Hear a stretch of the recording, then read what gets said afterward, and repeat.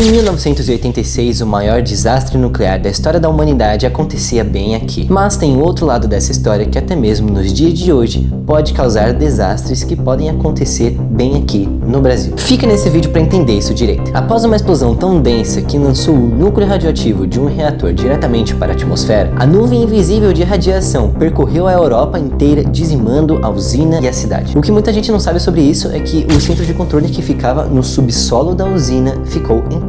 Salas, corredores, equipamentos, tudo permanece lá até hoje. E mesmo assim existem pessoas que precisam descer até esse labirinto mortal. Antonelli Doroncesco é um cientista que tem o trabalho mais perigoso do mundo. Pelo menos uma vez por mês ele tem que descer e percorrer esses labirintos extremamente macabros. Corredores estreitos, completamente escuros e parcialmente bloqueados por escombros de concreto e metal retorcido. Os tubos enferrujados que cruzam o teto estão cheios de água radioativa. O ar que você respira enquanto caminha por aquele corredor também está contaminado. E é isso que Doroncesco encontra lá embaixo. Lá embaixo ele revisa equipamentos, coleta dados e instala medidores. Parece simples, mas não é. Em algumas salas a radiação é tão alta que ele tem menos de 4 minutos para completar o trabalho e sair. Mas em outras salas é ainda pior. Os níveis são tão absurdos que ele não pode nem parar para caminhar. Ele só pode passar correndo. A equipe dele tem mapas que mostram onde é possível trabalhar e onde não é. Onde você pode parar e onde você só pode passar correndo.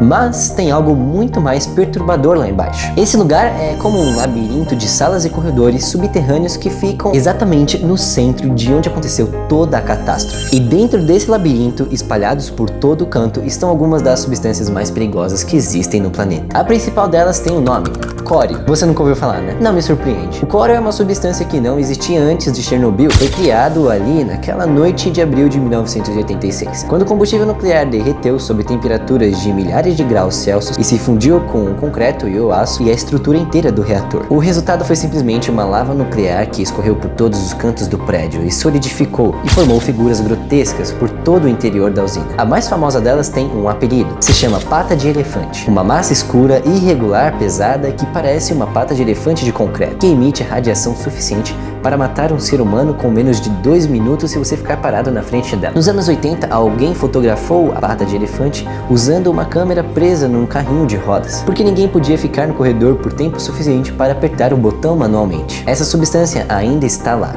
distribuída por todo o labirinto que Doroncesco percorre todo mês. Mas o pior ainda não chegou. Lá existe simplesmente 200 toneladas de urânio e plutônio altamente radioativos.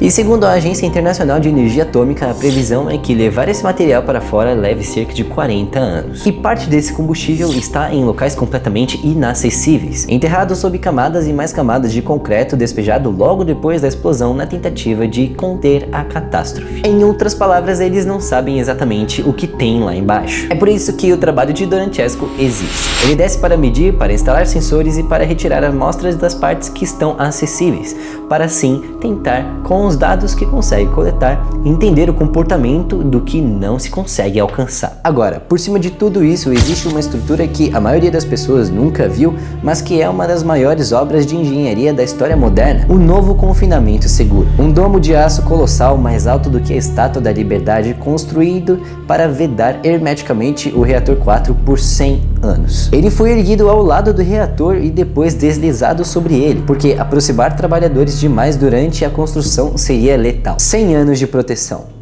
Mas quando esse prazo acabar, alguém vai precisar decidir o que fazer com as 200 toneladas que ainda estão lá dentro, com o cório espalhado pelos corredores e com a pata de elefante. E até lá, todo mês, Antonelli Doroncesco vai continuar colocando as camadas de roupa protetora, descendo os 10 metros de profundidade e caminhando pelos corredores escuros e mortais, com um mapa de contaminação na mão e um relógio contando 4 minutos na outra. Ele descreve descer ao labirinto como um estado de quase euforia e compara a sensação ao que um alpinista sente quando está escalando o Everest. E ele tem uma explicação para isso que é talvez a coisa mais inteligente que eu li sobre Chernobyl nos últimos anos. Esse lugar está repleto de mitos e é frequentemente demonizado, mas não é tão assustador como muitos tentam apresentá-lo. Ele não vê o labirinto como um monstro. Ele vê como um problema de engenharia perigoso, sim, mas que é um problema que seres humanos criaram e que seres humanos precisam gerenciar. E depois disso vem a frase que ficou na minha cabeça: se pessoas como nós deixássemos de descer ali, será iniciado um processo sem controle, o que realmente é muito perigoso. Ninguém vai saber o que está acontecendo lá embaixo. E não saber com 200 toneladas de urânio e plutônio não é uma opção. E isso é uma coisa para se pensar. Tem um homem de 38 anos que todo mês coloca uma roupa que vai ser destruída depois.